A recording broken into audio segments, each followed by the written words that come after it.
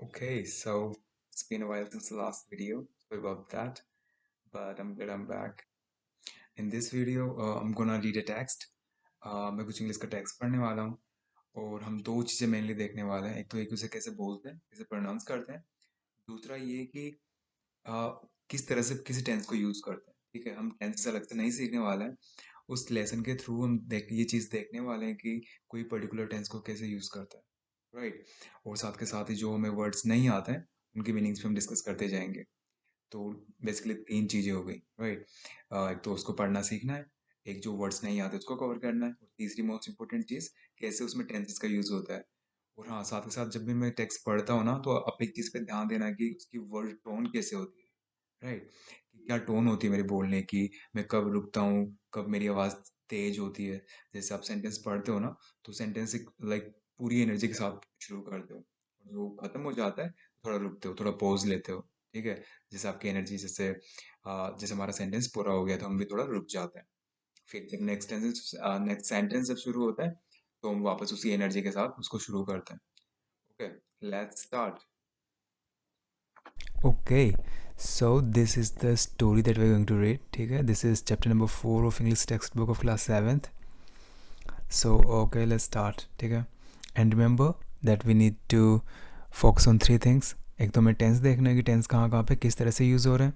Second कि हमें जो जो यहाँ पे स्पेलिंग्स नहीं आते बीच में उनको देखना है. एंड थर्ड कि इन जनरल पढ़ते कैसे इस चीज़ को. ठीक है, और जहाँ भी जो जो भी चिन्ह आता है ना उनको रिफ्लेक्ट कैसे करते हैं आवाज़ में. फॉर एग्जांपल कोमा आता है तो किस तरह से पढ़ते हैं उस चीज़ को. फुल स्टॉप आता है तो किस तरह से पढ़ते हैं. तो सारी चीज़ हमें आवाज़ में रिफ्लेक्ट होनी चाहिए हमारी. जिस तरह से हम प्रोनाउंस कर रहे हैं वर्ड्स उसमें दिखना चाहिए हमें कि कोई वर्ड कोई सिंबल जो है सेंटेंस में आ रहा है. ऑलराइट, तो सबसे पहले ये वाला सेक्शन पढ़ते हैं बिफोर यू रीड. ठीक है, this is a story about an honest and hard working old couple and their pet dog. The neighbours are troublesome and the dog dies a sad death. The spirit of the dog gives solace and support to his master in unexpected ways. Okay, तो ये जो कहानी है एक ईमानदार और जो मेहनती कपल रहता है, एक बूढ़ा बूढ़ी रहते हैं और उनके कुत्ते के बारे में. ठीक है, उनका एक पालतू कुत्ता आता है उसके बारे में. तो उनको जो उनके नेबर्स जो होते हैं वो भी इतने सही नहीं होते, मतलब वो भी बड़े झगड़ीले होते हैं. और उनका कुत्ता बेचारा एक एक दिन मर जाता है. ठीक है, तो उसके बाद क्या होता है कि जो कुत्ते की आत्मा होती है वो उन्हें कई तरह से उनकी मदद करती है, उनको हेल्प करती है. ठीक है, उन्हें सपोर्ट करती है. तो उस सारी चीज़ों के बारे में ये जो स्टोरी है ना ये हम पढ़ने वाले हैं. इसका नाम है the ashes that made trees Bloom. ठीक है, एशेस जो राख होती है, that made trees Bloom. Okay, Bloom मतलब ट्रीज़ ब्लूम मतलब जब पेड़ों को खिलना, जैसे स्प्रिंग में खिल जाते हैं ना, वसंत में जैसे खिलते हैं पेड़ वगैरह, पेड़ फूल उनको ब्लूम कहते हैं. ओके, सो हम सबसे पहले ना पूरा फर्स्ट पैराग्राफ पढ़ने वाले हैं. ठीक है, जो लेसन्स में होता है, जो चैप्टर्स में होता है वो पैराग्राफ होते हैं. जो पोम्स में जो सेक्शंस होते हैं उनको स्टेंजा बोलते हैं. So remember that as well. Okay, तो सबसे पहले हम ये पैराग्राफ पढ़ने वाले हैं. और always always make sure that you read in full sentences. ठीक है, हमेशा आपको फुल सेंटेंसेस में पढ़ना है. आधा आप सेंटेंस पढ़ के मतलब निकालने की कोशिश करते हो ना तो इंग्लिश में उल्टा मतलब निकलता है. तो हमेशा पहले एक बार पूरा सेंटेंस पढ़ो, उसके बाद उसका मतलब इंटरप्रेट करने की कोशिश करो. ठीक है, तो this is the first sentence, तो हम we gonna read this one first. Awesome, sorry about that. Yeah there we go. In the good old days of daimios, there lived an old couple whose only pet was a little dog. ठीक है, in the good old days of the daimios, there lived a dog. There lived an old couple whose only pet was a little dog. तो remember देखा आपने कैसे यहाँ पे कोम आ रहा है तो मैं किस तरह से रुका हूँ थोड़ा सा.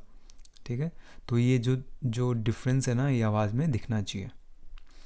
तो इसका मतलब है कि पुराने ज़माने में डेमियोज़ के टाइम पे, डेमियोज़ कौन होते थे जो 19th सेंचुरी में जापान में, जो लिखा हुआ है यहाँ पे साइड में, वेल्दी लैंड ओनर्स, जो अमीर ज़मींदार हुआ करते थे ना उनको डेमियोज़ बोलते थे. तो ये कहानी उनके ज़माने की है. Okay, next sentence. Having no children they loved it as though it were a baby. अब उनको कोई बच्चा तो था नहीं तो उस कुत्ते को एक तरह से बच्चे की तरह प्यार करते थे. यहाँ भी कोमा आया तो हमने थोड़ा सा आवाज़ में हमारा दिखाना डिफरेंस. जैसे having no children They loved it as though it were a baby.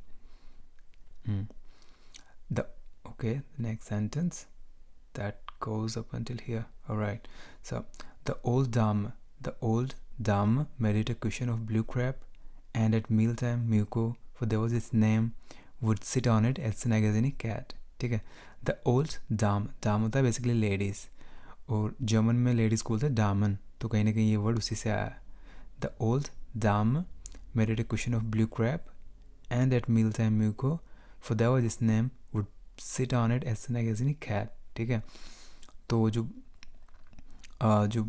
Burhi lady थी उसने उसके लिए एक चादर बनाई थी ब्लू क्रेप की. ठीक है.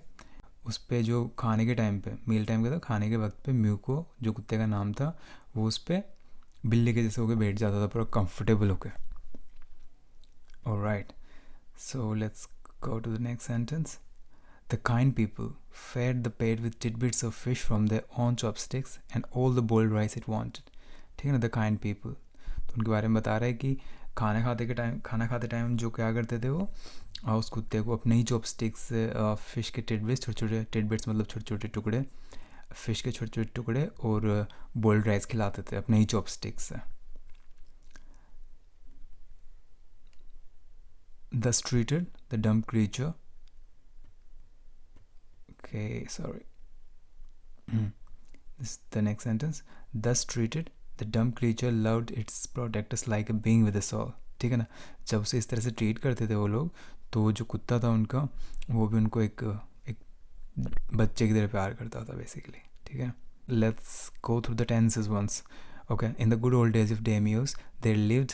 ठीक है. लिव्ड यानी पास्ट टेंस आ रहा है, पास्ट टेंस की बात हो रही है. ऑफ कोर्स पुराने टाइम की बात कर रहे हैं हम, तो पास्ट टेंस का यूज़ करेंगे. There lived an old couple whose only pet was a little dog. Whose only pet was a little dog.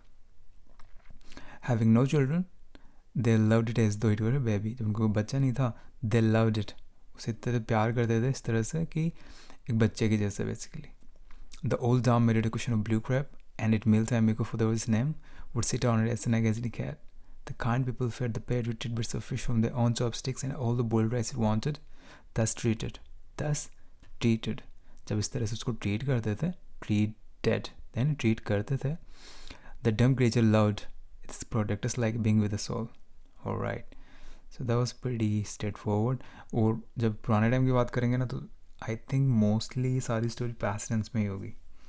ठीक है. तो हमें उतने एग्जांपल्स, उतने ओकेजन्स नहीं मिलेंगे जब हम फ्यूचर या फिर प्रेजेंट टेंस को डिस्कस कर सके इसमें.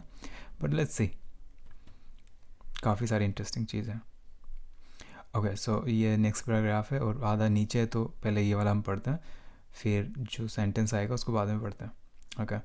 The old man being a rice farmer went daily with the hoe or spread into the fields, working hard from morning until oat and summer had gone down behind the hills. ठीक है. Okay, let me read it again and carefully देखना कि जहाँ पे coma आता है उस तरह को तो हम किस तरह से रुकते हैं वहाँ पे, लाइक किस तरह से उस चीज़ को रिफ्लेक्ट करते हैं अपनी आवाज़ में. The old man. ठीक है. The old man being a rice farmer went daily with hoe or spread into the fields, working hard from morning until oat and summer as the sun is cold had gone down behind the hills. ठीक है. तो Japanese में सन को क्या बुलाते हैं, इसे ओट and समा. तो डेली सुबह सुबह अपने खेतों में अपना हल वल लेके जाता था. ठीक है. और सुबह से लेकर शाम तक जो है ना खेतों में काम करता था. ठीक है. ये जापानीज़ है, तो जापानीज़ का उनका एक्सेंट थोड़ा ना अलग होता है, जिससे इसको बोलेंगे ओट एंड समा उस तरह से, तो उनका एक्सेंट वैसे होता है. तो जापानीज़ में इसको बोलने की कोशिश करेंगे तो उस तरह से थोड़ा बोलने की कोशिश करेंगे. Next sentence.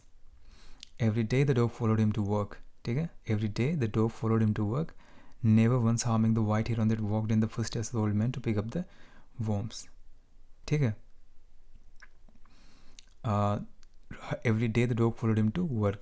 हर रोज़ क्या होता था कि जो कुत्ता होता था उसका वो भी उसके साथ साथ जाता था, और कभी भी लाइक जो चिड़िया आ जाते थे ना बीच में कीड़े मकोड़े खाने नहीं उसके सामने, तो उनको कभी भी हर्ट नहीं करता था. बोल रहा है वाइट हेरन मतलब जो सफ़ेद चिड़ियाँ होती हैं, हेरन में एक तरह से चिड़िया होती हैं, उसको बोल सकते हैं. ठीक है. तो जो भी वॉर्म्स को, जो भी कीड़े मकोड़े खाने जब आती थी ना चिड़िया उसके सामने, तो उनको कभी हर्ट नहीं करता था, कभी उनको हंट नहीं करता था वो. ठीक है. Next sentence. Yes. For the old fellow was patient and kind to everything that had life, and often turned up a sword on purpose to give food to the birds. ठीक है, तो क्या करता था कि जो बेसिकली हम उस बूढ़े की उसका कैरेक्टर बता रहे हैं, वो बहुत पेशेंट था, ठीक है, और बहुत काइंड था, ठीक है, और कभी कभी क्या कहता था, वो जैसे हम दाना डालते हैं ना चिड़ियाओं को, तो वैसे भी उनको दाने डालता था. अगेन यहाँ पे सारी चीज़ें जो है ना पास्ट टेंस में हो रही है. द ओल्ड फेलो वाज, ठीक है, patient and kind to everything that had life, ठीक है, हेड भी जो पास्ट परफेक्ट का जो हेल्पिंग वर्ब होती है. एंड ऑफन टर्न्ड अप, ठीक है ना, again turned and often turned up his sword on purpose to give food to the birds.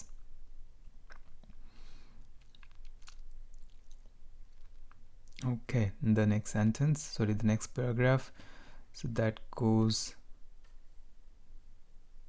up until here, ठीक है. Alright, so let's read the first sentence. One day the dog came running to him, ठीक है.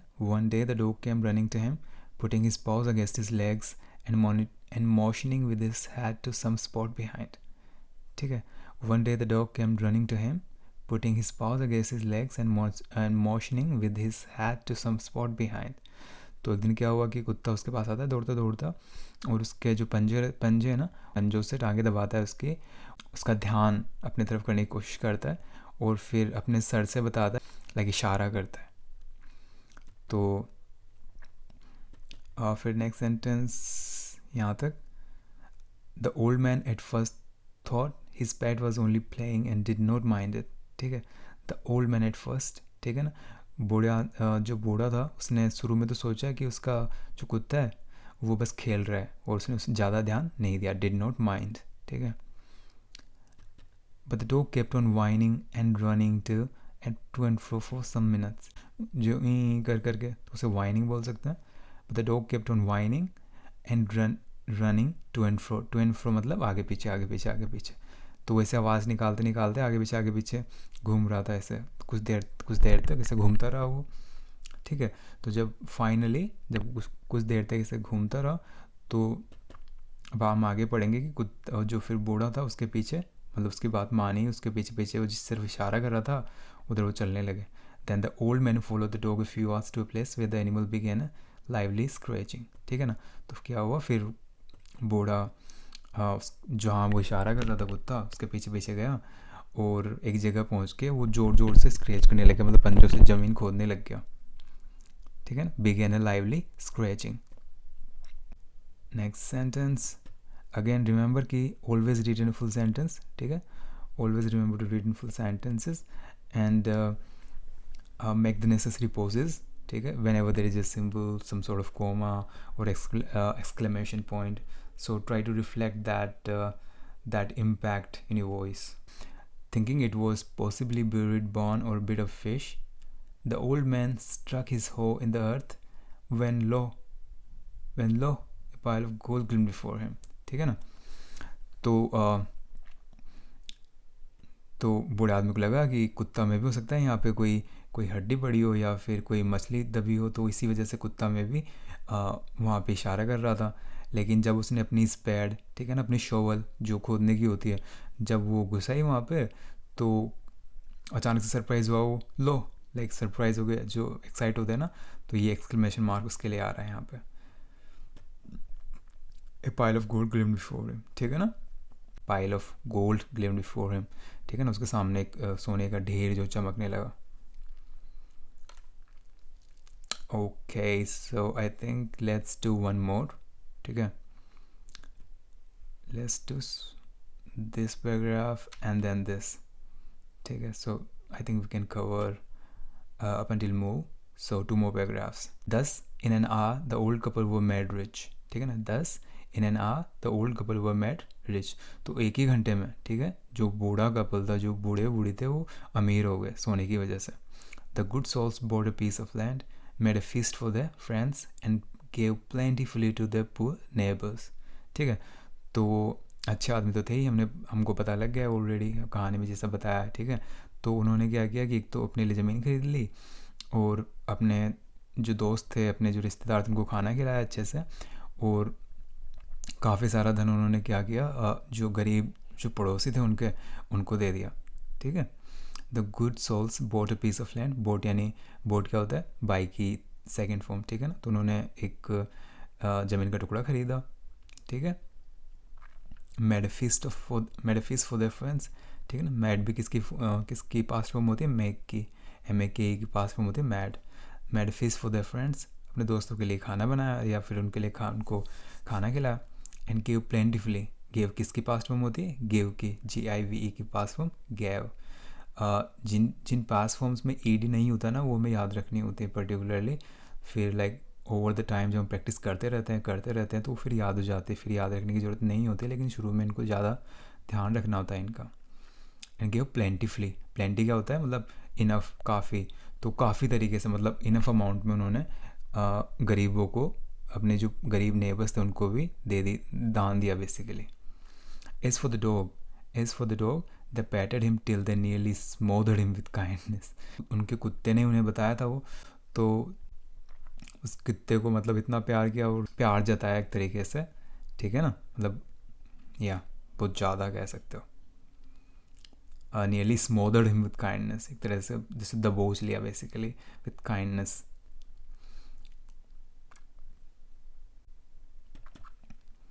Alright, let's do this one now.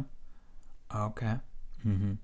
Now in the same village there lived a wicked old man and his wife, not a bit sensitive and kind, who had always kicked and scolded all dogs whenever any passed their house. ठीक है. Now in the same village there lived a wicked old man and his wife, not a bit sensitive and kind, who had always kicked and scolded all dogs whenever any passed their house. Now उसी गाँव में क्या रहता था कि एक बूढ़ा आदमी और उसकी वाइफ रहते थे, जो बिल्कुल सेंसिटिव नहीं थे, बिल्कुल दयालु नहीं थे, ठीक है ना, जो बड़े ग्रम्पी टाइप थे, बड़े गुस्सेले स्वभाव के। तो वो क्या करते थे, जब भी उनको कोई भी कुत्ता आ जाता था उनके घर के सामने, तो उसको लाते मारते थे या उसको डंडे मारते थे, ठीक है ना, दबकाते थे उस तरह से। Okay, so this is our next sentence. Hearing of their neighbor's good luck, they coaxed the dog into their garden and set before him bits of fish and other dainties, hoping he would find treasure for them. ठीक है. तो जब उन्होंने सुना ये कि भाई जो पड़ोसियों को ऐसे उनके कुत्ते ने उनको सोना बताया है कहीं पे, तो उन्होंने भी क्या किया, दे कॉक्स, ठीक है ना, उन्होंने अपने कुत्ते के सामने फ़िश रख दी और अच्छे अच्छे ट्रीट्स रख दी, अच्छी अच्छी चीज़ें खाने की, और सोचने लगे कि हो सकता है ये भी हमें कुछ कुछ फाइंड कर दे हमारे लिए कुछ ये भी कुछ पता लगाए कि हाँ कहीं पे जहाँ भी सोना गड़ा हुआ है हमें बताए, पता लगा के बेसिकली। तो उस होप में उन्होंने भी लाइक कुत्ता उनका था, एक किसका कुत्ता था, they coax the dog into the garden. Oh I think they did this thing to the same dog which would be interesting, I don't know, पता नहीं कौन सा कुत्ता था ये, या वही कुत्ता था या कोई दूसरा कुत्ता था, let's see. But the dog being afraid of the cruel pair would neither eat nor move, लेकिन जो कुत्ता था, बूढ़े बूढ़ी थे, इनसे इतना डर गया था कि वो ना तो हिला, ना उसने खाना खाया और नहीं वहाँ से हिला डुला। ओके, तो let's look at the tenses now. Now in the same village there lived, ठीक है, a wicked old man. Wicked basically this is not a past form, this is single word, ठीक है। wicked बोलते हैं जो कुटिल होते हैं ना, जो मतलब वैसे होते हैं उनको हम बोलते हैं, जो बेईमान होते हैं उनको बोलते हैं wicked, ठीक है। This is not past form of anything, this is just a single word. Usually क्या होता है कि ed जो जिसके पीछे लगता है वो उस वर्ब की पास्ट फॉर्म होती है, ठीक है ना। फॉर एग्जाम्पल लिव्ड है तो ये लिव की जो पास्ट फॉर्म है, लेकिन यहाँ पे जो विकेट है ये पूरे अपने आप में एक पूरा वर्ड है, किसी की पास्ट फॉर्म नहीं है। तो रिमेंबर दैट, ऐसे ज़्यादा वर्ड्स नहीं होते हैं, बहुत कम वर्ड होते हैं ऐसे होते हैं जिनके पीछे ed आता है और जो किसी की पास्ट फॉर्म नहीं होता। Okay, not a bit sensitive and kind, ठीक है। हु हैड ऑलवेज किक्ड यानी लाते मारना बेसिकली, यानी स्कोल्डेड यानी डांटना, old dogs whenever any pass their house, ठीक है। Hearing of their neighbours good luck, ठीक है ना, जब उन्होंने अपने पड़ोसी का गुड लक सुना कि उनको सोना मिला है, they coaxed the dog into the garden and set before him bits of fish and other dainties hoping he would find treasure for them, और सोचने लगे कि हो सकता है ये भी हमें कहीं से सोना ढूंढ के दे दे। But the dog being afraid of the cruel pair, लेकिन जो कुत्ता था उससे डर रहा था उन लोगों से, तो उसने ना ही कुछ खाया और नहीं वो वहाँ से वो हिला डुला। अभी इतना ही पढ़ते हैं। और तो ये सबसे इम्पोर्टेंट चीज़ है कि आप पढ़ना सीखो इस चीज़ को, जहाँ पे कोमा आ रहा है उसको उस हिसाब से पढ़ो और हमेशा फुल सेंटेंसेस में पढ़ो। तो ये कुछ इंपॉर्टेंट टिप्स इंग्लिश पढ़ने के लिए। ओके, रही बात वर्ड्स की, तो वर्ड्स तो इतने हार्ड है नहीं इसमें, एंड जो हार्ड वर्ड्स थे हमने डिस्कस कर लिए हैं ऑलमोस्ट। और टेंसेस तो इसमें ऑलमोस्ट सारे टेंसेस पास्ट वर्ब वाले थे, पास्ट टेंसेस थे। ठीक है, जहाँ तक भी हमने पढ़ा है तो मोस्टली सारे वर्ब्स के पास्ट वर्ब्स आए थे इसमें, तो वो भी एक बार देख लेना आप कि जैसे हम लेट्स टॉक अबाउट दिस। ठीक है ना, वेंट किसकी पास्ट फॉर्म है, तो हमें थोड़ा सा याद हो जाएगा उस तरह से। वेंट किसकी फॉर्म पास्ट फॉर्म होती है, गो की, तो उस तरह से आप याद रख सकते हो, तो अच्छी एक्सरसाइज हो जाएगी। ठीक है, ऑलराइट, ऑसम, बाय बाय।